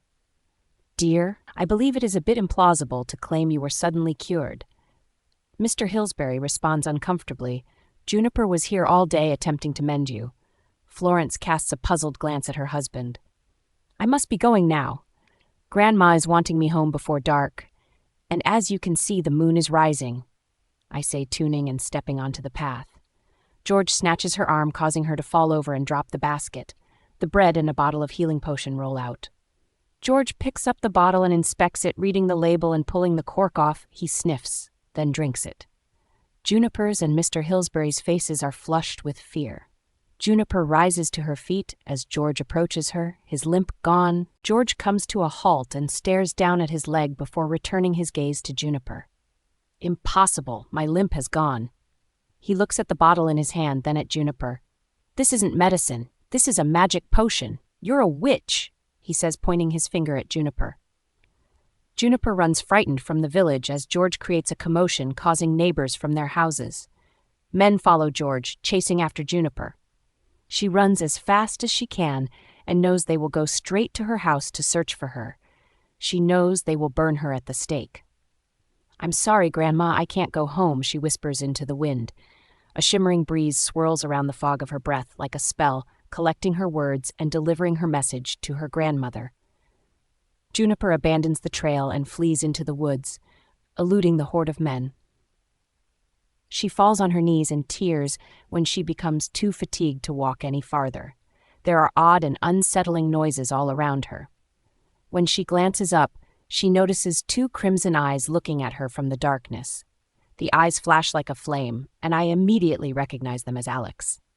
Alex swoops forwards and covers Juniper's mouth with her palm as she screams.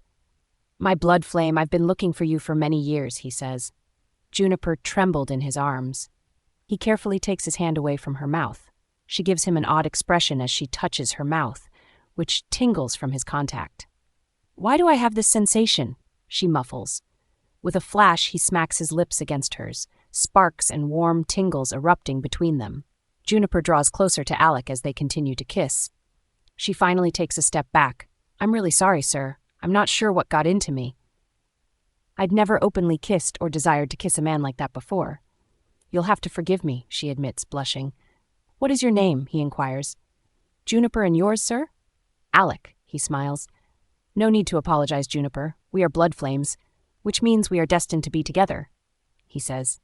"Blood flames?" she asks, curious.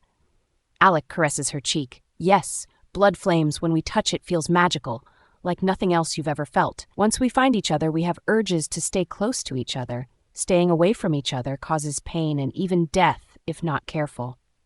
We were chosen by the gods to be together." "We were destined for each other?" she asks, taking a step closer to him. Yes, he says, showing his fangs with a smile. Juniper exhales and takes a step back. You've got fangs? And your eyes were red as fire when I first saw you? That's because I'm not human, he says quietly. Are you not human? She pauses for a minute, then gasps once again. The night animals, the ones who devour people and leave wounds on their necks? Creatures of the night is one way to describe us, but we like the word vampire, my love, he says with a smile. Why are you murdering people, she asks. We survive by consuming blood. Human blood tastes the best, yet we drink from animals mostly to limit the number of human fatalities, and the people we do end up killing are far from lovely people. They have either raped, murdered, or blackmailed people. I'm not human either, Juniper admits. I'm a witch, and the people in the valley are looking for me. That's how I ended up in the woods. If they discover me, they'll burn me at the stake, Alec, she sobs, as Alec draws her into his chest and consoles her. They can't hurt you if you stay with me, Juniper, my darling, he says. I live with my grandmother in a cottage in the village over there. I need to see her. I need to take her with us, she begs. Would it be too unsafe to return to the cottage? He wonders. I'll go at first light. If there is no guards or men near the cottage, I will sneak in and get her. She explains her plan. Can't I grab her for you now while it's still dark? The crowd will already be there with lighted torches and even more men. I can't let them hurt you, Alec, she declares. I'm Alec, the Vampire King, and I'll destroy them all before they blink, he declares, a tremendous aura emanating from him. Are you a king? Juniper is taken aback. Yes, and you will be queen, he replies with admiration. You can't kill people, Alec. They are just terrified of witches. Once they realize we are harmless and only want to help them prosper and heal their sicknesses, they will cease hunting us out and burning us at the stake. Let's at least wait till the men have searched my grandmother's house. When they realize I'm not there, they'll go, and we'll be able to take my grandmother and escape this place. Wouldn't it be easier just to kill them? I'm sure it would be, Alec, but we're not monsters, she replies, making Alec smile at the sweet, loving witch in front of him, knowing how fortunate he is that the gods picked her only for him. Alec and Juniper spend the night gazing up at the stars and moon as Alec learns everything he can about Juniper and her past. I think you should tell me more about yourself, Alec.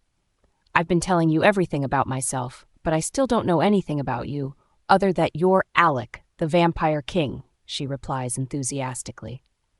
The sun will be rising soon, and I'm not fond of the day. We shall retrieve your grandma while it's still dark and return to my castle, where we will hold a great feast and celebrate our love. I will tell you all you want to know about me then, he smiles. Juniper nods, and they hold hands as they trudge through the woods to her village. Over there, that cottage there, is where Grandma and I live. I don't see anyone around, do you? She asks. Alex slowly and carefully scans the area. No, I don't see anyone, he says. Stay here. I'll peep through the back window, and if no one is inside, I'll climb inside. I'll keep watch outside then, he says. Juniper sneaks up to the window and peers through it, then turns and nods to Alec, assuring him that everything is well on the inside.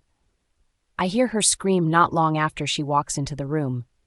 Alec bursts through the window inside the cottage, only to see men emerge from hiding. One man is holding a knife to the throat of an elderly woman, and I know it's her grandmother. Nina is being tackled by 3 men. Alec grabs one by the throat and throws the man out the window.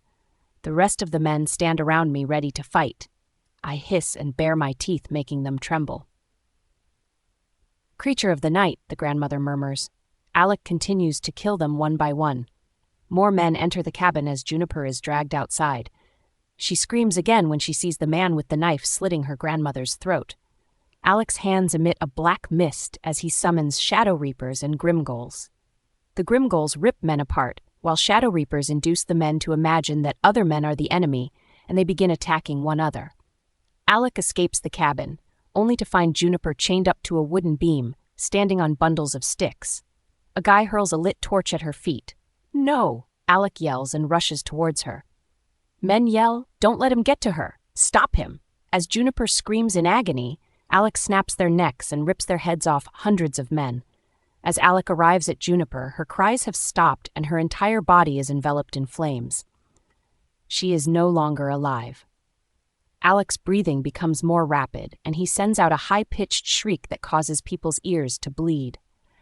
Thousands of black flashes zoom and dash around, moving too quickly to identify what they are, as people's limbs fly across the ground. Shrieks and screams are heard and quickly become silent. The black flashes come to a halt. Vampires, hundreds of them, stand near their king as they watch him mourn his blood flame. They had killed everyone in the village. The only sound now is the cries coming from the king, the vampire king. As the sun is about to rise and the fire is doused, he orders the vampires to retrieve Juniper's body for burial at the castle. I am summoned back to the realm of shadows alongside the Grimghouls and Shadow Reapers. We emerge at a gloomy medieval castle where the only light comes from a few candles spread about. Alec is standing over a dark stone coffin in the underground crypt. He lays black flowers on it, kisses it, and walks out into the night. He raises his palms, and a burst of black power emanates from all around him, opening a vast portal. "I will avenge your death, Juniper, and all humans shall pay," he cries into the night sky. Swarms of vampires, as well as Grimghouls and Shadow Reapers, rush through the portal. Alec is the last person to enter, and I rush in just as the portal closes. We've arrived in werewolf territory. Alec is warned by the Alpha to return to where he came from. Alec laughs. "You fool, I'm the Vampire King. It is you who shall be warned. Join me and eradicate the humans or die along with them." The Alpha charges at Alec, but the Grimghouls shred him apart before he could even get near Alec. The pack trembles and flees, informing other packs of what happened. Alec and his legion wipe out many packs over time, any who had tried to stop him entering human lands and villages. A slew of witches come and cast spells to keep Alec at bay. "My blood flame was a witch. You should all be pursuing revenge alongside me," he shouts. The witches work together, casting spell after spell until he is encased in a magical blanket that prevents his entire body from moving. They create a portal, and on the other side, I can see the Midnight Coven. Alec is magically forced through the portal. Other witches contain the Grimghouls and Shadow Reapers and push them through to join their king. Alec continues to fight, but there are too many witches making him unable to repel all their spells at once. The swirls of magic around him lift into the air and into the covenstead. A witch casts a spell in the corridor where 2 doors are. Her spell creates a 3rd door, a new section to the covenstead. She places a book in the room of darkness that forms into stairs and leads to a dark, heavy door. She opens it and casts another spell, creating the dungeon. Witches used spells to confine the Grimghouls and Shadow Reapers to their cells, and then Alec to his. As a witch draws a line of salt over the iron-barred door, several incantations are uttered. That is when Alec is freed from the spell that had been binding him.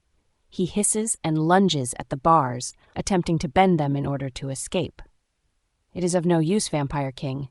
Your cell is bound by magic to keep you within. No matter your strength, you will never leave this cell until the day someone lets you out, but after wiping out most of their werewolf packs, and with the intention of wiping out the human race. We sentence you to remain in this dungeon forever," she says and walks away. The witches converse near the Shadow Reapers and Grimghouls. "No, come back. Don't leave me here." "Juniper, I'm sorry, Juniper!" he screams out in agony. "We have never seen these creatures before. I sense they are not what they seem," Emerson the witch says. Another pulls a mirror from her pocket and holds it in front of a Shadow Reaper. They gasp as they see an elf in the reflection. "Try one of the Grimghouls," Emerson says. The mirror is held in front of a Grimghoul to reveal a pixie. The Vampire King has summoned the elves and pixies from Silverfay Forest and changed them into these hideous monsters. She explains to the other witches they cast many spells in attempt to change them into their original states, but fail. Being a danger in these forms, the witches have no choice but to keep them in the dungeon, with hopes that a day will come where they will be returned to Silverfay Forest in their natural forms. As an added precaution, the witches inscribe sigils and lay wards over the doors after closing the heavy black door.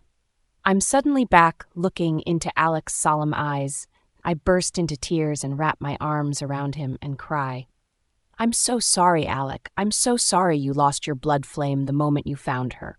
I'm so sorry you've spent hundreds of years in here, grieving her death and being alone, I say. I'm sorry as well. I've spent a lot of time reflecting on her death and realized that she would not have wanted me to avenge her death. She was so kind that she would have wanted those guilty to survive, with hoping that one day they would see their actions were wrong, he says. You shouldn't be in here, in this dungeon. It's not right to treat you like a monster, he says. That's exactly what I became when Juniper died, Luna. But you're not anymore, I say, as I gaze into his eyes.